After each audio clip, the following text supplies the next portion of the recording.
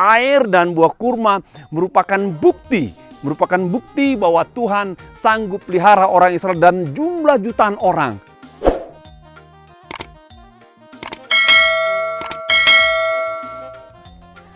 Shalom, menjua-jua.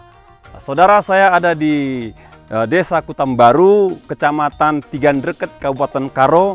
Desa ini ada di bawah kaki Gunung Sinabung. Kalau saudara lihat di belakang saya ada pohon korma dan buah korma. Ya, ini viral di Facebook, viral di internet bahwa ada pohon korma, buah korma tumbuh dengan subur. Ya, di Indonesia, Sumatera Utara, di Desa Kutambaru, Kecamatan Tigandreket. Ini adalah kemurahan Tuhan, Bapak Ibu. Ya, kita berdoa biar tempat ini maju berkembang. Menurut yang punya, ada kurang lebih 200 lebih pohon kurma di sini. Sudah ditanam kurang lebih 5 tahun lalu dan sekarang sudah kelihatan hasilnya, dan kita berdoa supaya ini tetap bertumbuh, maju berkembang, dan saya yakin akan menjadi tempat wisata untuk bisa meningkatkan perekonomian masyarakat di sini. Itu doa kita ya. Berkaitan dengan kurma, saya akan baca sebuah ayat buat kita semua. Dalam Keluaran 15:25 sampai yang ke-27, firman Tuhan katakan, Musa berseru-seru kepada Tuhan dan Tuhan menunjukkan kepadanya sepotong kayu. Musa melemparkan kayu itu ke dalam air, lalu air itu menjadi manis. Di sanalah diberikan Tuhan ketetapan dan peraturan-peraturan kepada mereka.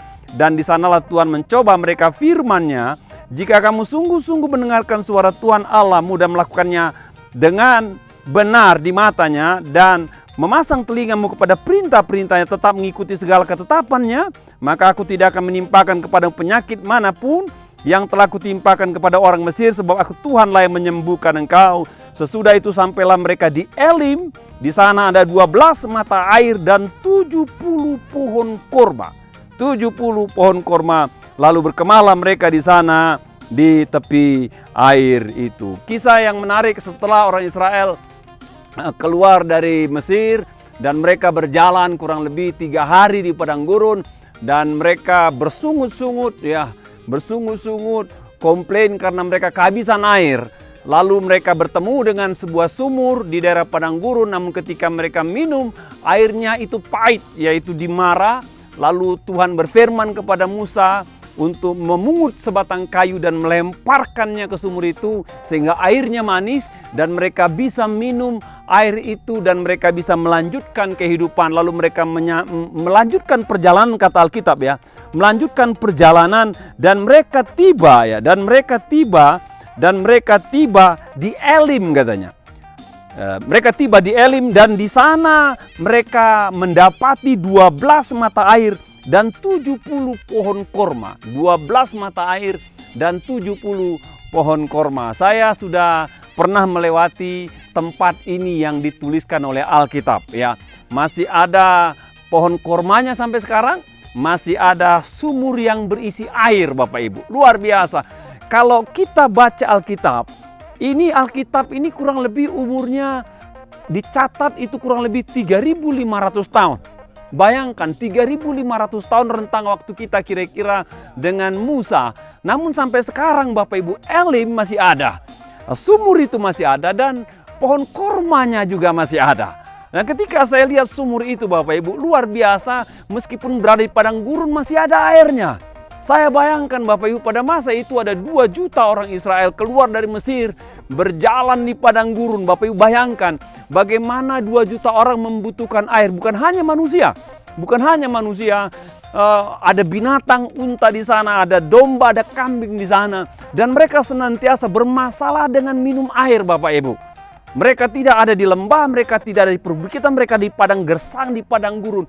Namun Alkitab katakan Tuhan bisa pelihara mereka. Tuhan bisa mengadakan sumur di padang gurun berjumlah 12 buah.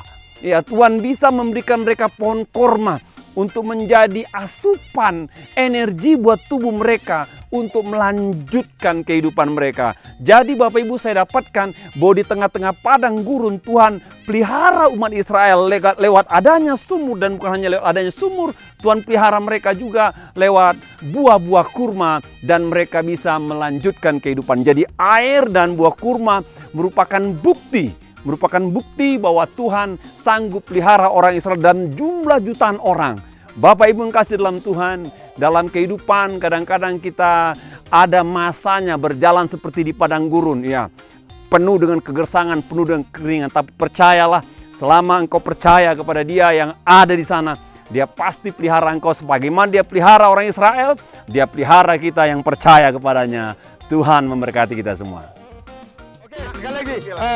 Bujur ras butuh jua. Oke. Berkati. Iya. Ya, pendeta. Ya, makasih ya. Doakan kami, pendeta. Oke. Iya. Semua baik-baik dan lancar. Oke.